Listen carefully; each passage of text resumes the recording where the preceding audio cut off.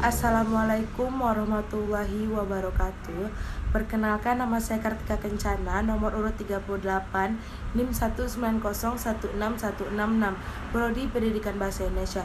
Baiklah, di sini saya akan melengkapi tugas dari mata kuliah Keterampilan Menulis, yaitu tentang menganalisis teks yang ada pada kurikulum 2013. Nah, di sini saya mengambil 5 teks, yaitu yang pertama ada teks eksposisi, yang kedua ada teks deskripsi, yang ketiga ada teks eksplanasi, yang keempat ada teks anekdot, dan yang kelima ada teks biografi. Nah, yang pertama saya akan menjelaskan tentang teks eksposisi. Teks eksposisi adalah paragraf atau karangan yang mengandung sejumlah informasi atau pengetahuan yang disajikan secara singkat, padat, dan akurat. Tujuan dari teks eksposisi ini adalah untuk menjelaskan informasi tertentu supaya dapat menambah ilmu pengetahuan pembaca, sehingga dengan membaca teks eksposisi maka pembaca akan mendapatkan pengetahuan secara rinci dari suatu hal atau suatu kejadian. Nah, struktur dari teks eksposisi sendiri ada yang pertama judul.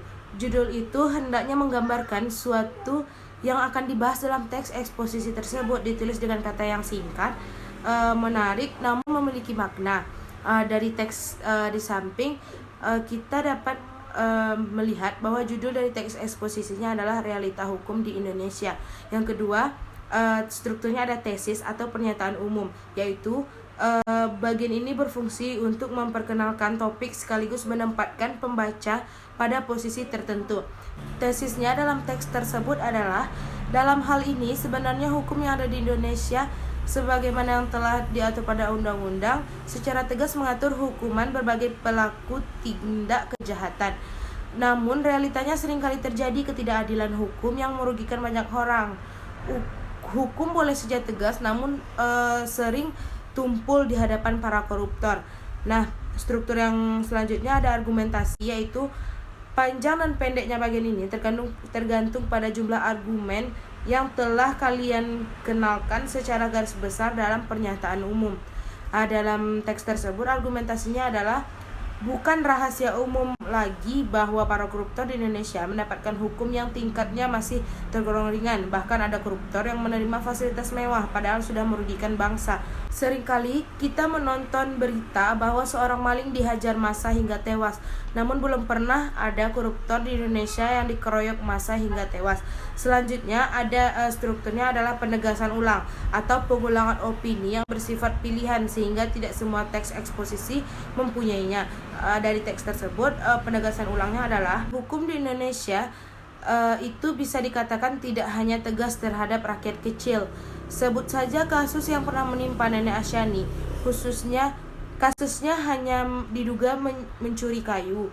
Beliau terancam hukuman selama 5 tahun penjara. Sungguh tidak adil memang jika dibandingkan dengan hukuman yang telah diterima oleh para koruptor. Nah, itulah penjelasan mengenai teks eksposisi. Selanjutnya kita masuk kepada penjelasan teks deskripsi. Teks deskripsi adalah teks yang gagasan utamanya dikembangkan dengan cara melukiskan atau mengembangkan dengan sejelas-jelasnya. Tujuan dari teks deskripsi adalah agar pembaca bisa merasakan langsung atau seolah-olah ada dalam teks cerita tersebut. Struktur dari teks deskripsi ini adalah, yang pertama, identifikasi. Penulis mulai menentukan identitas dari seorang tokoh di dalam teks tersebut, benda, peristiwa, serta tempat sebagai objek yang akan dideskripsikan. Nah, dari teks di samping, identifikasi yang dapat kita ambil adalah, sekolah merupakan tempat untuk menuntut ilmu yang dimana terdapat siswa dan guru. Sekolah dibagi menjadi 2, yaitu sekolah negeri dan sekolah swasta. Sekolah negeri merupakan sekolah yang dibangun dan dibiayai oleh pemerintah, sedangkan sekolah swasta adalah sekolah yang biasanya dimiliki oleh yayasan atau perorangan. Tujuan dari adanya sekolah itu sendiri untuk mengajarkan siswa baik itu tentang pengetahuan maupun untuk cara bersikap sopan di dalam hidup bermasyarakat. Manfaat adanya sekolah sendiri dapat dilihat dari banyaknya siswa yang memiliki prestasi yang baik dan mendapatkan pekerjaan yang diinginkan.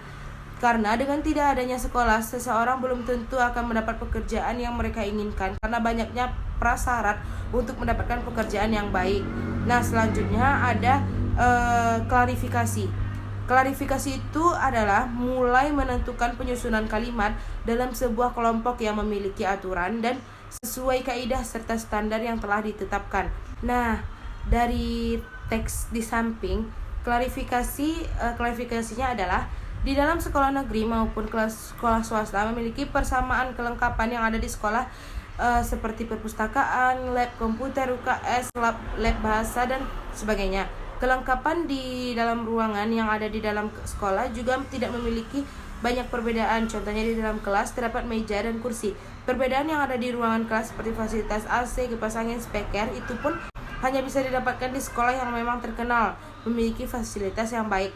Sedangkan fasilitas di luar ruangan dapat dilihat dari kelengkapan fasilitas olahraga yang dimiliki. Selain sekolah yang memiliki fasilitas yang baik, tidak menutup kemungkinan juga banyak sekolah yang kurang memiliki fasilitas yang memadai. Biasanya sekolah yang kurang memiliki fasilitas yang baik tersebut dimiliki wilayah pedalaman. Seorang siswa yang menduduki bangku sekolah memiliki perbedaan yang cukup jauh dibandingkan dengan seorang siswa yang tidak duduk di bangku sekolah. Karena manfaat yang diberikan dari adanya sekolah sendiri adalah untuk mencerdaskan siswa dalam hal pelajaran maupun cara berpikir yang baik. Karena seorang yang tidak menduduki bangku sekolah dirasa kurang memiliki pemahaman yang tepat mengenai cara belajar yang baik karena kurangnya dorongan dari seseorang yang memang memiliki pengetahuan yang lebih di dalam suatu bidang. Selanjutnya adalah struktur deskripsi, yaitu mulai membuat gambaran-gambaran yang akan dibahas dalam teks tersebut. Nah, dari teks di samping, deskripsinya adalah selain adanya fasilitas yang ada di dalam sekolah, akreditasi yang ada pada sekolah jugalah penting, karena akreditasi menentukan baik tidaknya sekolah itu dalam segala aspek, baik dalam prestasi maupun fasilitas. Akreditasi yang ada pada sekolah juga diperhatikan dan dipertimbangkan dalam pemilihan sekolah dalam sebuah sekolah. Misalnya, siswa yang ingin mendaftar di perguruan tinggi terlebih dahulu dipertimbangkan dari mana asal sekolahnya tersebut dan predikat dari akreditasi yang dimilikinya. Nah, itulah sedikit penjelasan mengenai teks deskripsi. Selanjutnya kita akan membahas tentang teks eksplanasi. Teks eksplanasi adalah sebuah teks yang berisi tentang proses-proses yang berhubungan dengan fenomena alam, sosial, ilmu pengetahuan, budaya, dan lainnya. Tujuannya adalah untuk menjelaskan proses terciptanya sesuatu yang terjadi secara alamiah atau proses bekerjanya fenomena alam maupun sosial. Strukturnya yang pertama ada pernyataan umum, yaitu berisi tentang penjelasan umum tentang fenomena yang akan dibahas, biasanya berupa pengenalan fenomena tersebut atau penjelasannya. Dari teks di samping, pernyataan umum dari teks eksplanasi ini ada yaitu gempa bumi merupakan getaran atau goncangan yang terjadi karena pergeseran atau pergerakan lapisan batuan bumi yang berasal dari dasar permukaan bumi. Peristiwa alam ini sering terjadi di daerah yang ada dekat gunung berapi atau gunung yang masih aktif dan di daerah yang dikelilingi lautan yang sangat luas. Selanjutnya ada deretan penjelas, berisi penjelasan tentang proses mengapa fenomena tersebut bisa terjadi. Nah, di teks di samping terdapat ada 1, 2, 3, 4, 5 ada 5 paragraf yang menjelaskan tentang deretan penjelas. Teman-teman bisa lihat sendiri.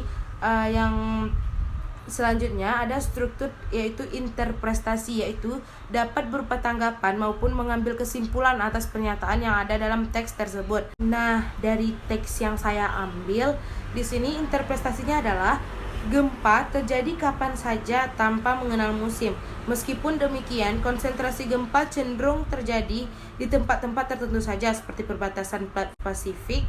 Tempat ini dikenal dengan lingkaran api karena banyak terdapat gunung berapi.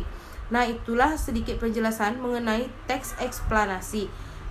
Selanjutnya kita akan membahas tentang teks anekdot. Teks anekdot adalah cerita singkat yang ada di dalamnya mengandung unsur lucu dan memiliki maksud untuk melakukan kritikan. Tujuannya memberikan kritik dengan cara yang berbeda agar diterima oleh masyarakat. Di sini strukturnya ada yang pertama abstraksi, yaitu menggambarkan teks anekdot secara umum sehingga pembaca bisa membayangkan peristiwa yang kita tulis. Di teks yang saya ambil ini, abstraksinya adalah pada suatu malam hari yang mencekam, ada kakek-kakek tunawisma yang berjalan di jalan yang sepi dan akan menyeberang jalan. Ia terlihat miskin. Hal ini terlihat dari bajunya yang digunakan sudah compang-camping. Selanjutnya ada orientasi, yaitu bisa disebut dengan awal kejadian. Di sini orientasinya adalah baru satu langkah sang kakek berjalan untuk menyeberang jalanan. Tiba-tiba ada sebuah mobil dengan kecepatan tinggi. Sang kakek refleks berteriak dengan keras dan tiba-tiba menangis. Selanjutnya ada strukturnya krisis, menjelaskan tentang pokok masalah utama yang unik dan tidak bersamaan. Di sini krisisnya, mobil itu pun langsung berhenti dan sang pengemudi bergegas keluar menghampiri sang kakek yang mungkin sudah ia tabrak tadi. Pengemudi tersebut seperti orang kaya karena menggunakan jas hitam dan terlihat rapi. Ia langsung bertanya pada sang kakek, "Kek, apakah saya baru saja menabrak Anda?" Nah, struktur selanjutnya ada reaksi, yaitu bagian yang akan melengkapi berupa penyelesaian masalah menggunakan cara yang unik dan berbeda. Di sini reaksinya adalah dengan ramahnya sang kakek menjawab, "Tidak kok nak." Kemudian pengendara mobil itu bertanya sekali lagi, "Atau kakek sedang kelaparan?" dan mencoba memanggil bantuan dengan cara menjerit dan menangis seperti itu. Si kakek menjawab kembali pertanyaan dilontarkan pengemudi tersebut dengan jawaban tidak. Sang pengemudi semakin kebingungan dengan jawaban yang dilontarkan kakek tersebut. Lalu apa yang membuat kakek menjerit dan menangis seperti tadi? Selanjutnya, strukturnya ada koda, yaitu bagian yang menutup cerita dalam teks tersebut. Kodanya di sini adalah sang kakek langsung berbalik badan dan masuk pergi meninggalkan sang pengemudi tersebut. Sebelum kakek itu pergi, kakek tua itu menjawab, "Saat kamu melintas, bannya sempat melindas kaki kakek, makanya aku refleks menjerit." Nah, itulah penjelasan dari teks anekdot, dan selanjutnya saya akan menjelaskan tentang teks biografi. Teks biografi adalah sebuah teks yang menceritakan kisah seseorang, biasanya yang berpengaruh atau fenomenal di tengah masyarakat. Tujuannya untuk mengedukasi masyarakat terkait berbagai sisi-sisi dari sebuah tokoh yang fenomenal di tengah masyarakat tersebut. Yang pertama ada strukturnya. Yang pertama ada orientasi, yaitu pengenalan dari suatu tokoh. Di sini saya mengambil teks R.A. Kartini, yaitu orientasinya adalah ia adalah seorang perempuan dari kalangan bangsawan yang lahir pada tanggal 21 April di daerah Jepara. Beliau adalah Raden Ajeng Kartini Jojo Adiningrat adalah nama lengkapnya, tapi beliau biasanya disebut dengan R.A. Kartini. Di usia 25 tahun, Kartini menghembuskan nafas terakhir setelah beliau melahirkan R.M. Susalit, yakni pada tanggal 17 September 1904. Selanjutnya ada peristiwa atau masalah atau bagian isi, yaitu sebuah bagian yang menyelami lebih lama mengenai kehidupan dari sebuah tokoh. Peristiwa atau masalah dari teks biografi yang saya dapat, yaitu ketika R.A. Kartini berusia 12 tahun, ia memulai perjuangannya di dunia pendidikan agar memperoleh pendidikan setinggi-tingginya. Namun, sayangnya keinginan terbesar itu mendapat tantangan keras, terutama dari ayahanda. Sebab usia itu kebanyakan perempuan dahulu sudah dipinggit atau menikah. Hingga suatu hari R.A. Kartini menikah dengan seorang bupati Rembang, yakni Adipati Aryo Singgih Jojo Adiningrat.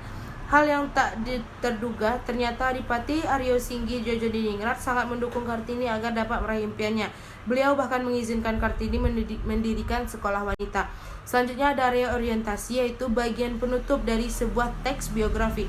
Di sini reorientasinya adalah atas semua jasa yang telah diberikan R.A. Kartini, terutama di bidang pendidikan untuk wanita, beliau mendapatkan penghormatan dan penghargaan. Di saat Kartini ditetapkan sebagai seorang pahlawan nasional Indonesia secara resmi yang didasarkan sifat dan keyakinan beliau untuk terus mendapatkan pendidikan dan mencari ilmu setinggi langit yang patut ditiru. Nah, itulah penjelasan tentang teks biografi. Baiklah, itulah yang dapat saya jelaskan mengenai 5 teks yang ada di dalam kurikulum 2013. Jika ada salah dan janggal, mohon dimaafkan. Wabillahi taufiq wal hidayah. Wassalamualaikum warahmatullahi wabarakatuh.